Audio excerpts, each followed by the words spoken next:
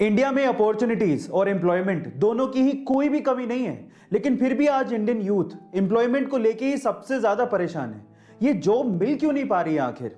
जो इंडियन कंपनियां यहां पर रिक्रूटमेंट करती हैं वो इसके बारे में क्या कहती हैं पता है? वो ये कहती हैं कि इंडिया में यूथ की कमी नहीं है, लेकिन स्किलफुल, स्मार्ट, एम्प्लॉयबल यूथ की बहुत कमी है।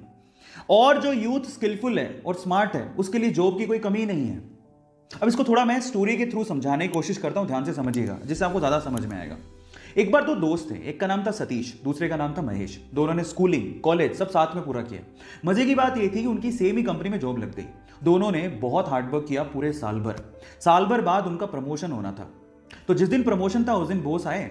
उन्होंने सतीश को प्रमोशन लेटर देते हुए कहा कि सतीश तुम्हारा प्रमोशन होता है। तब महेश ने पूछा कि सर मेरा? तो बॉस ने कहा कि महेश आई एम सॉरी, तुम्हें प्रमोशन नहीं मिल पाएगा, इस साल तो कम से कम नहीं मिल पाएगा, वर्क हार्ड। तो ऐसा करके बॉस अपने कैबिन में चले गए। महेश उदास हो गया। महेश सोचने लगा कि सेम स्कूल से किया, सेम कॉलेज से किया, एक साल मैंने भी हार्डवर्क किया है, मेरा प्रमोशन क्यों नहीं हुआ? अब दिमाग में उस टाइम क्या बातें आती पता है? भाई यहाँ तो बटरिंग से प्रमोशन होता है, जरूर सतीश ने बटरिंग की होगी बॉस की। और उसको गुस्सा आ गया। उसने सोचा मैं कल से नहीं आऊंगा।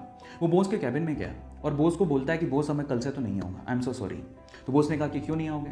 तो वो कहता है कि बॉस मैंने बहुत हार्डवर्क किया पूरे साल भर, लेकिन मेरा प्रमोशन नहीं हुआ। अब मुझे ऐसा फील होता है कि इस कंपनी में सिर्फ बटरिंग करने वालों का ही प्रमोशन होता है। मतलब वो डायरेक्टली सतीश पे ब्लेम लगा रहा था कि सतीश ने बटरिंग की है, लेकिन बॉस तो ये जानता था कि सतीश ने बटरिंग नहीं की है। सतीश ने वाकई में हार्डवर्क किया है, वो स्मार्ट है, महेश से स्मार्ट है। अब इस चीज को प्रूव कैसे करें? अब बॉस ने लगाया दिमाग, इसीलिए तो वो बॉस है। बॉस ने महेश से कहा कि तुम एक काम करो, मैं तुम्हें एक टास्क देता हूं, अगर वो टास्क तुमने कर लिया तो मैं तुम्हें सतीश से ज्यादा सैलरी दूंगा और प्रमोशन अलग से। तो महेश ने कहा ठीक है। तो बॉस ने कहा तुम एक काम करो, अभी जाओ बाहर, तो हमारे इलाके में पता करो कि आम कौन बेचता है। महेश गया, आधे घंटे बाद वापस आया और बोलता है कि आम एक्चुअली पूरे इलाके में, हमारे इलाके में थोक के भाव में सिर्फ एक ही आदमी बेचता है। तो फिर बॉस ने कहा महेश एक और काम करो, अब जाके पता करके आओ कि वो कितने कितने रुपए किलो में आम बेचता है। वो गया, वापस आया, वापस आके बोलता है कि वो 50 रुपए किलो में आम बेचता है।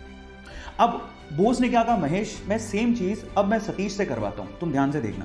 तो उन्होंने सतीश को बुलाया और सतीश को बोलता है कि सतीश एक काम करो, इस इलाके में जो आम बेचता है उसकी खबर लेके आओ कि कौन कौन आम बेचता है। सतीश गया मार्केट में और वापस आया आधे घंटे बाद, और सतीश ने जो कहा महेश उसको देखता रह गया। सतीश ने कहा बॉस यहाँ पे आम सिर्फ एक ही आदमी बेचता है और वो 50 रुपए किलो बेचता है, लेकिन उसके पास टोटल 60 से 70 किलो आम है और वो एक साथ अगर हम खरीद ले वो 40 रुपए किलो में दे देगा। और अगर हमने 40 रुपए किलो में वो 60 से 70 किलो आम बेच दिए और हमने अगर 50 रुपए किलो में उसे सेल किया तो हमें बहुत प्रॉफिट होगा। और आगे आने वाले समय में हम लोग आम में भी अपना हाथ आजमा सकते हैं, आम के बिजनेस में भी। अब आप समझिए कि सतीश और महेश में क्या फर्क था। आप समझ पा रहे हैं कि स्मार्टनेस और स्किल का क्या मतलब होता है? आज का यूथ इस फिलॉसफी पे जीता है कि इतने में इतना ही मिलेगा। जब आप ये सोचते हो कि इतने में इतना ही मिलेगा, हमें इतना ही काम करना है, तो आपने प्रमोशन की आस पाल ही क्यों रखी है? और इस मेंटेलिटी के साथ आगे भी कहीं अच्छी जॉब नहीं मिलने वाली। आप जिस भी कंपनी में काम करते हो या फिर आप किसी कंपनी में काम करने जाओ तो एक बात याद रखना, अगर वो आपको 100 रुपए देते हैं तो आप उसे 50 रुपए का ही काम करके मत दो, उसे 200 रुपए का काम करके दो। एक्सपेक्टेशन से ज्यादा उन्हें अपना आदी बनाओ, उनकी रिस्पॉन्सिबिलिटीज उठाओ, उन्हें हद से ज्यादा काम करके दिखाओ। तब मैं आपको गारंटी लेता हूं कि फ्यूचर में आपको ना तो कभी जॉब की प्रॉब्लम होगी ना ही प्रमोशन की। यही सबसे अच्छा तरीका है।